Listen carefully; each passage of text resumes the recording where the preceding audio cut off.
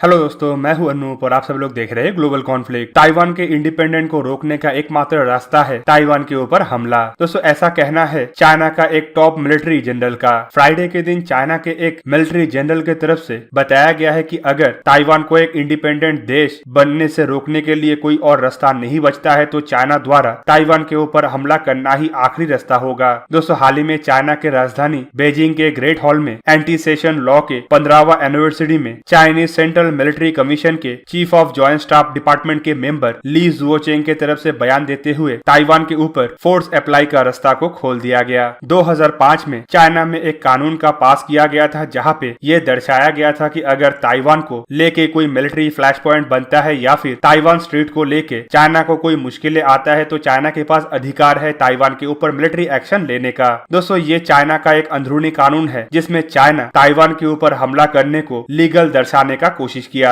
ली के तरफ से यह भी बताया गया है कि अगर पीसफुल रिफॉर्मेशन नहीं होता है या पीसफुल रिफॉर्मेशन का रास्ता बंद हो जाता है तो पूरा का पूरा ताइवान के लोग और चाइना के मिलिट्री द्वारा हर तरीके का सेपरेटिस्ट मूवमेंट और सेपरेटिस्ट मूवमेंट में शामिल लोगों को कुचल दिया जाएगा, जिससे ताइवान के अंदर इंडिपेंडेंट का जो भावना है उसे रोका जाना संभव हो पाए। पर दोस्तों इस बयान को चाइना के ऑफिशियल बयान हिसाब से माना नहीं जा रहा है, जबकि इसे चाइना के उच्च मिलिट्री अधिकारियों द्वारा दिया गया है और इसका पहले भी कुछ संस्करण को चाइनीज गवर्नमेंट की तरफ से भी जारी किया गया था। 2005 में चाइना की तरफ से जो कानून लाया गया था उसके तहत चाइना ताइवान के इंडिपेंडेंस को रोकने के लिए मिलिट्री एक्शन ले सकता है। और दोस्तों पहले भी बहुत बार चाइना की तरफ से ताइवान को लेके ऐसा ही भड़कीला बयान दिया गया और कहा गया था जरूरत पड़ने पे चाइना द्वारा ताइवान के ऊपर मिलिट्री एक्शन लिया जा सकता है या ताइवान के अंदर मिलिट्री भेज के उसे अपने कब्जे में पूरा पूरी किया जा सकता है। चाइना द्वारा ताइवान को कभी भी एक इंडिपेंडेंट देश का दर्जा नहीं दिया गया और चाइना द्वारा हर समय इसे अपना ही हिस्सा जताया जाता है, जबकि चाइना से अलग ताइवान एक डेमोक्रेटिक देश है और जहाँ पे इलेक्शन और उसका प्रेसिडेंट भी है और ये टोटली इंडिपेंडेंट और चाइना से पूरा पूरी अलग कंट्री है। पर चाइना कभी भी हर एक देश को ताइवान का समर्थन करने से रोकता है और चाइना के मुताबिक अगर कोई देश चाइना के साथ रिलेशन रखना चाहता है तो वो ताइवान के साथ रिलेशन नहीं रख सकता।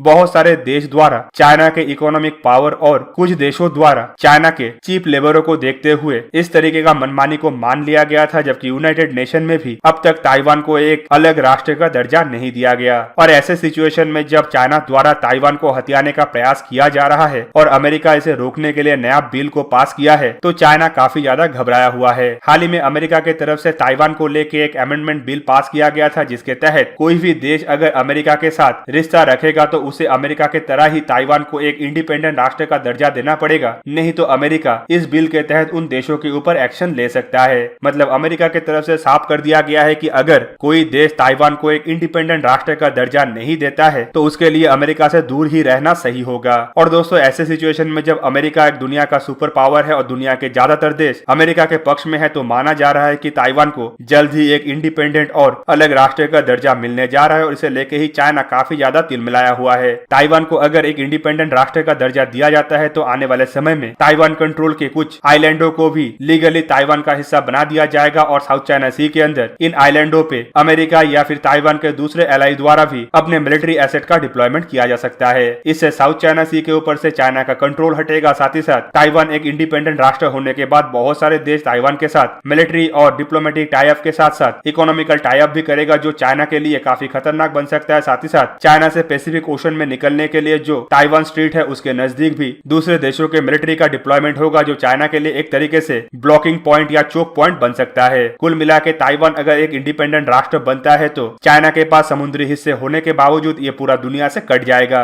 और दोस्तों इसे लेके ही चाइना इतना ज्यादा तिलमिलाया हुआ है और अब हांगकांग के ऊपर कब्जा करने के बाद ताइवान के ऊपर भी कब्जा करने के लिए अपना प्रयास को चला रहा है। चाइना द्वारा जिस तरीके से मिलिट्री डिप्लॉयमेंट किया जा रहा है और इंडिया के साथ अपने झड़प को बढ़ाने का कोशिश करने के साथ साथ ताइवान को भी हथियाने के लिए मिलिट्री का इस्तेमाल का बात किया जा रहा है, इससे लग रहा है कि चाइना अब अपने ही पैर पे कुल्हाड़ी मारने के लिए प्रस्तुत हो चुका है और दोनों तरफ लड़ाई छेड़ने के बाद पूरा का पूरा दुनिया मिलकर एक साथ चाइना को इस तरीके से सबक सिखाएगा कि चाइना जो वन चाइना पॉलिसी के तहत चल रहा था वो मेनी चाइना पॉलिसी के तहत अलग अलग राष्ट्र में बढ़ जाएगा और चाइना द्वारा जिन देशों के ऊपर कब्जा करके रखा हुआ है वो भी ताइवान के जैसे एक इंडिपेंडेंट देश बन जाएगा। तो दोस्तों आप लोगों को क्या लगता है कि चाइना द्वारा ताइवान के ऊपर हमला करने का जो मंसूबा बनाया जा रहा है वो आने वाले समय में चाइना का पतन का कितना बड़ा कारण बन सकता है? कमेंट करके जरूर बताइए। साथ ही साथ ऐसे ही वीडियो को देखने के लिए मुझे इंस्टाग्राम, ट्विटर और फेसबुक में सपोर्ट कीजिए और अगर अगर आप लोगों को ये वीडियो अच्छा लगा हो तो इसे लाइक कीजिए, अपने दोस्तों के साथ शेयर कीजिए और मेरे चैनल को सब्सक्राइब करना मत भूलिएगा और सब्सक्रिप्शन बटन के साइड में बना हुआ बेल आइकन को भी प्रेस कर दीजिए और मेरा वीडियो देखिए सबसे पहले। जय हिंद।